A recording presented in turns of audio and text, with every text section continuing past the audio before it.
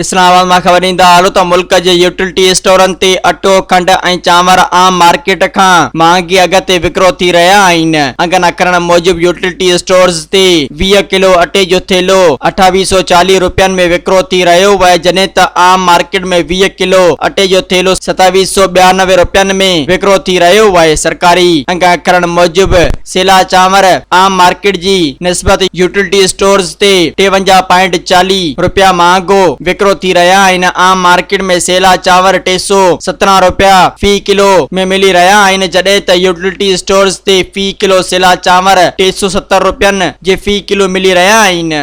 मज़ीद ख़बरनि ऐं तफ़सीलात लाइ विज़िट कयो असांजी वेबसाइट www.awamiNewsHD.com ऐं ॾिसंदा रहो अवामी न्यूज़ HD।